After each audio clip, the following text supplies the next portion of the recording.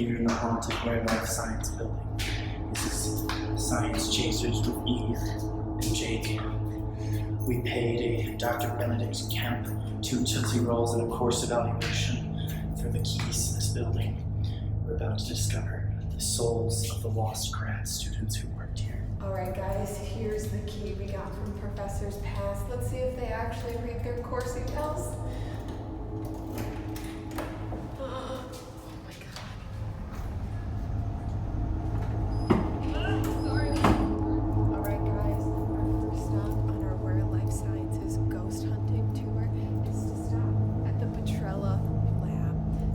Says that thousands of grad students has labored over their microscopes, some of them not even making it to their dissertation. But today we are going to find out what actually are C. elegans. Oh my god! Occult markings scattered all around this building. It's said that the researchers that once worked here would wear white lab coats in honor of science. Prior to coming here, I did some research and looked up what exactly are C. elegans. So they are classified as a small nematode. And for those of you who don't know what a nematode is, I don't either. But basically it's like a small worm. And these lab researchers in the past did research on them because they make a perfect model organism to study epigenetics and genetic regulation of something called germline genes. These are genes that are passed on from family to family and generation to generation. So if you mutate something in the mom, that's passed down to her. Oh my god! Okay, back to my C. Alright guys, let's go see. Are you getting this? Hi, I'm Jackie. Hi Jackie. I guess you're the first ghost we've seen on our Where Life Sciences research in the past tour. Could you tell us a little bit about yourself and what you did research on in the past? Oh, I'm so happy to be your first ghost. So, I'm a visiting student from Scripps College, and I'm studying 2 different effects of temperature on C. elegans. I'm looking at the transactivation pathway done by a protein What is a called... transactivation pathway? So, it's found in the seminal fluid, and it's a type of protein that is used to activate sperm into their full form for when they enter the uterus in C. elegans. Wow. So the sperm aren't actually activated until they go through this pathway in the uterus? They are not. They go through a process called spermiogenesis, where they go from a little, unmoving pod to a pseudopod, which can crawl through the uterus. So I'm looking at, does this protein function at high temperatures? I'm also looking at, do sperm have functioning mitochondria at high temperatures? So, I heard you say a really funny word before. What is a mitochondria? A mitochondria, kids these days say, it's the powerhouse of the cell. The mitochondria basically provide energy for all the cells in your body, including sperm.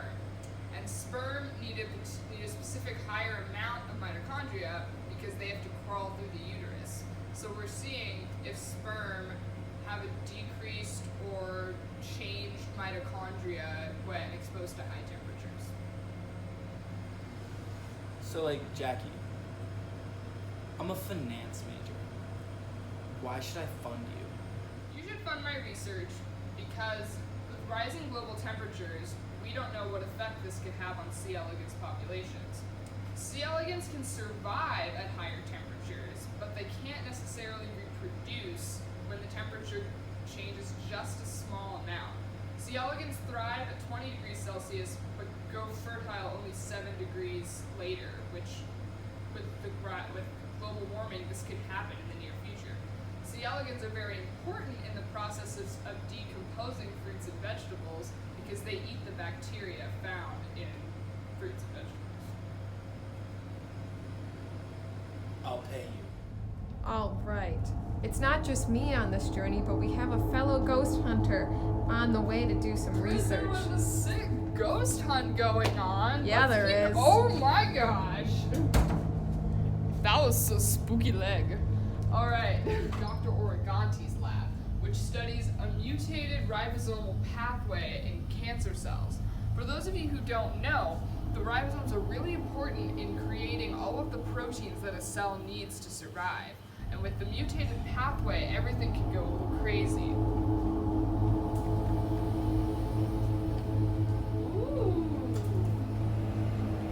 Spooky. Oh my god. Here's that grad student. Welcome to my lab. Alright, you're the first ghost I've ever encountered in the Weird Life Sciences. Please tell us about yourself. My name is Jake Walls. I died here 5 years ago, waiting for my cancer cells to grow. They died because they had cancer. Tell us what you're researching on those cancer cells. In Dr. Origanti's lab, we study large and small ribosomal subunit binding as it relates to eukaryotic initiation factor 6. And what is large and small ribosomal subunits? Well, as you can see, you have a large ribosomal subunit and a small ribosomal subunit.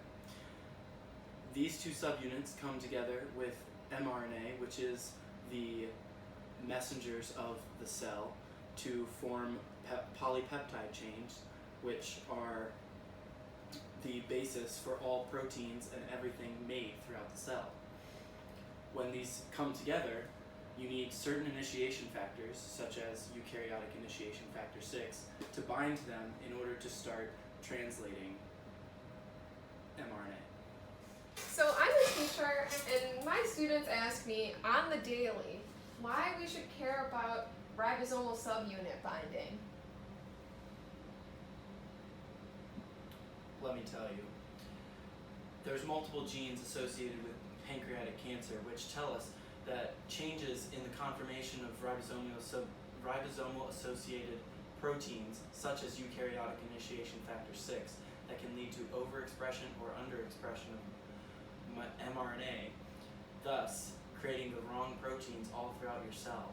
Now, if you were trying to get big, would you want the right protein or would you want the wrong protein?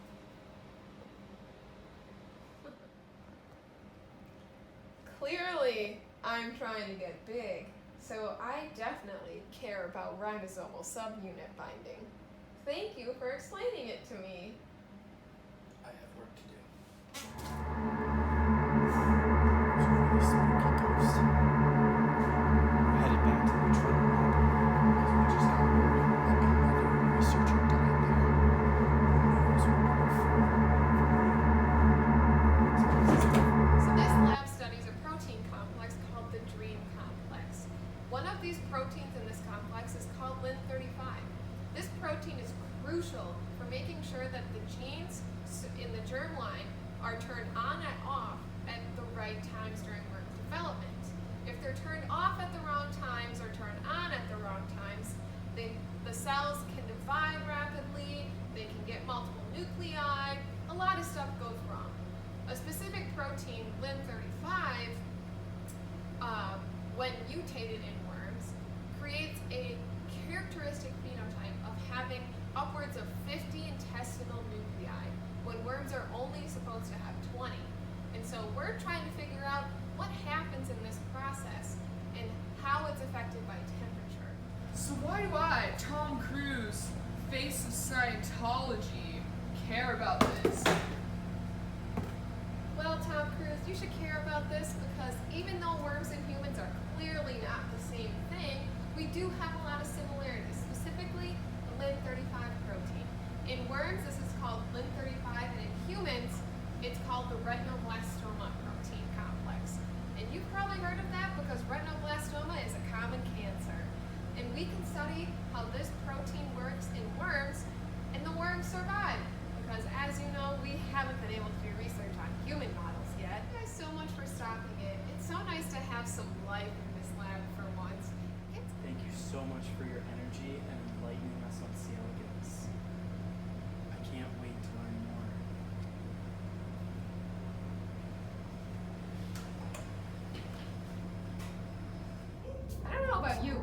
They did some really cool science here. Yeah, those ghosts, they were life science. You guys coming? It's scary in here. Yeah, you're right. It's pretty spooky.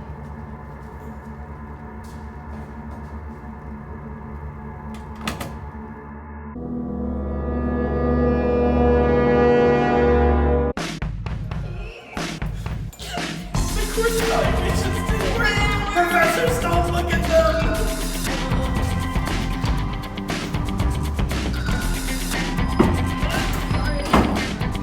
The lights will flicker. Green is oozing from the walls. Baby, I beg you, yeah.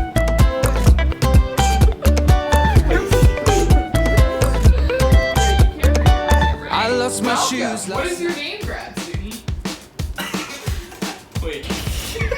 You got Let's do two my intro. eyes from loving too hard, and a black heart that matches your blackest soul. I wouldn't change you. Oh, wouldn't ever try to make you leave. No. Oh, the neon coaster was your sign.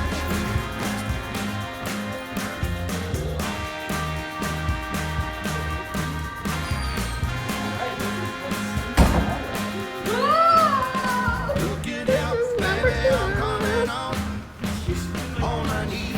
Guys, I think it's actually haunted in here. No, that's even scarier.